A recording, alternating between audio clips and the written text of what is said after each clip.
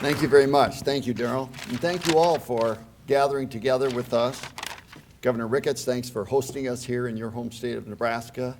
Governor Branstad, great to be back with you again, sir, and I appreciate the kindness you've shown me as a new governor 4.5 years ago when I met you as a well-experienced governor.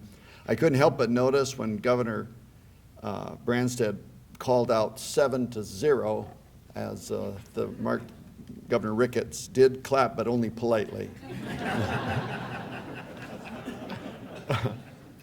I have great memories of being in this very room in 2011, and that was probably the last time I was in this particular room. I've been upstairs to the restaurant a few times since 2011, but 2011 was the year my son, Chris, was getting married, and we had scheduled the rehearsal dinner at Dakota Dunes, and then Dakota Dunes had to be evacuated because of the levees that had to go up and the flood that threatened us.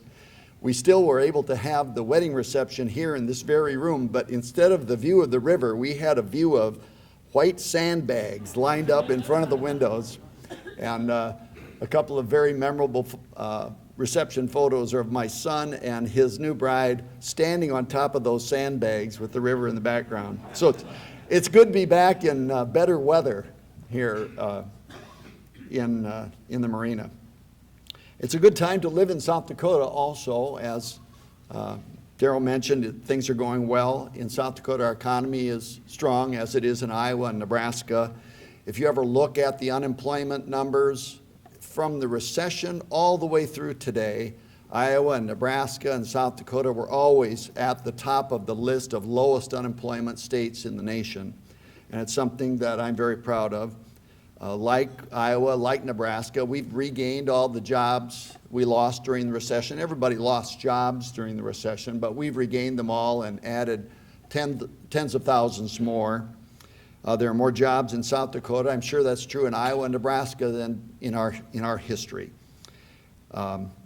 We also, as Governor Branstad mentioned, have a very low cost of living. And so when people are looking at where is a good place to do business, they look at our tax structures, they look at things like that, but they also can't help but notice the cost of living and the cost of doing business is very low.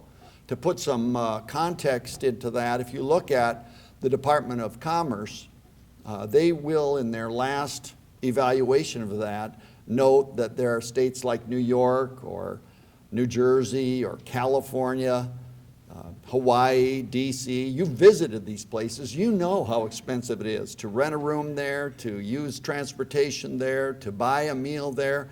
Their costs are 10, 12, 15, 16% higher than the national average. Conversely, if you go to places like South Dakota, Nebraska, and Iowa, you're looking at 80-some% of the national average. So when you compare 15 above to 10 or 12 below, that's a pretty wide spread in the costs that a business has to manage, and they'd rather manage those lower costs than those higher ones. So that's a good thing we've got going here in the Midwest. In an age when many states are still operating in the red, South Dakota is balancing its budget. Iowa and Nebraska are balancing their budget honestly. Many states balance their budget in ways that nominally seem honest but are not truly honest. They'll push expenses into the next year. They'll accelerate income into the current year so that at the end of the year the numbers balance, but it's sort of like knowing you've got not enough money to pay your electric bill and then using your credit card to pay the bill. Yes, you've balanced your situation temporarily, but you really haven't addressed the underlying problem. South Dakota is honestly balanced, and when I came into office, like Governor Branstad was commenting, we too had a pretty significant structural deficit, not because the state was mismanaged, but because the recession had caused our revenue to drop. It dropped in 2009. I don't mean our growth slowed. Tax revenue dropped. Went down in 2009. It went further down in 2010. So we had to cut the budget by 10% in South Dakota. I cut my salary by 15% to set an example, cut the cabinet, cut every state agency, and we got our budget back in the black. And we've been in the black every year, had a surplus every year since then. an honest surplus. Like the governors before me, we too are a little bit concerned about the regulatory overreach of the federal government. An example Governor Branstad offered about the power plant rules, I'll use that as a springboard to comment on our situation.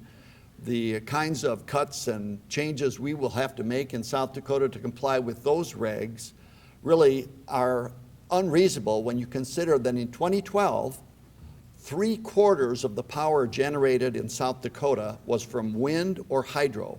3/4 of the power, and yet we're one, again, of states like these here that have to cut carbon emissions by the highest percentage of virtually all states. So those rules have not been developed fairly, and I do think they overreach what statutes authorize be done. So we too are in opposition to those power plant rules. We're one of those folks that joined the suit against the waters of the U.S., and we're happy to see that federal injunction. And so we are of like mind here in the Sioux Empire. South Dakota's debt is very low. It's lower than when I took office. Darrell mentioned, Barron's pointed out, South Dakota is one of the best run states in the nation. Iowa's second that same year. So again, we are close competitors for being the best run states in the nation. In Nebraska, their pension fund is very well funded. They have very low debt.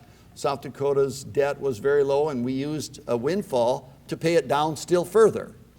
I think there's a great temptation when you get a bunch of money and you think, well, let's buy something with this. Well, if you've got a mortgage, why not pay the mortgage down a little bit? And so that's what we did with the money in South Dakota. Earlier this year, South Dakota was ranked as the state with the least volatile tax revenue in the nation, and that's, of course, because we don't have an income tax.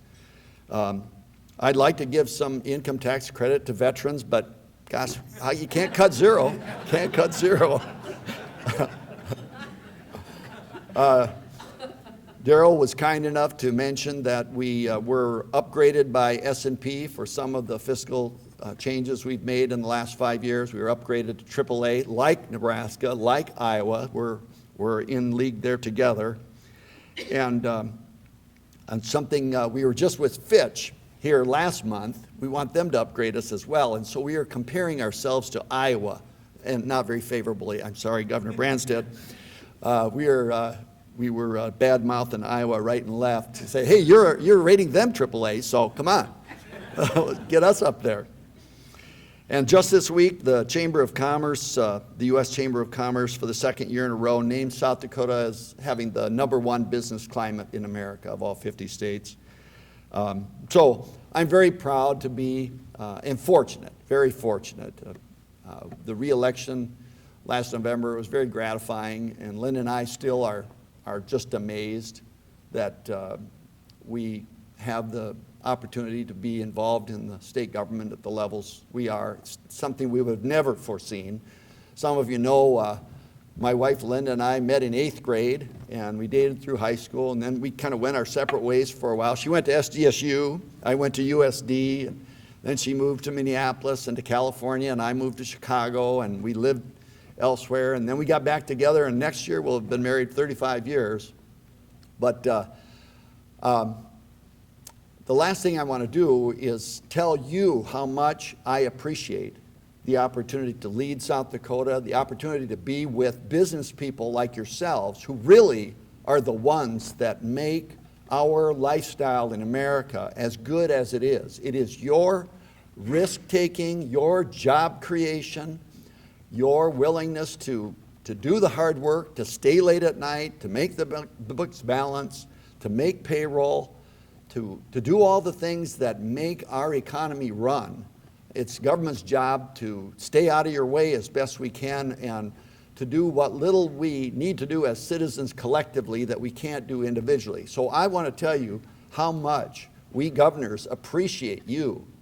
And I want to close with a story about appreciation. Linda and I, as I said, we've been married 35 years, and when you've been married that long, you start to take your spouse for granted. I think there's probably some of you out there hanging your heads right now, I can see you, that are doing that too. But it came home most sensibly to me when Linda and I were at a picnic, and we ran into a guy named Dave, who Linda knew, and I knew Dave, and she and I both knew him. We've known him for a couple decades. I thought just maybe a couple decades. Well, it turns out Linda knew him way back at SDSU. In fact, Dave said, kind of confessed, that he had his eye on Linda. And the way he expressed it, he said he thought Linda was hot, which I thought was kind of inappropriate, because I'm her husband. I'm right here, Dave. I'm right here. Don't you see me here? But anyway, I thought, well, gosh, of course that made Linda feel good. Yeah. So I thought, I need to do that. I need to be better at appreciating the things that are valuable and important and worthy of appreciation in my life. So that night, when we were alone, I wanted to express that. I said, Linda, you know, when Dave said that today, and it made me remember how lucky I am to be married to you, how lucky I am that you married me. And she said, that's right, if I'd married Dave, he'd be governor now. So, thank you so much for having me today.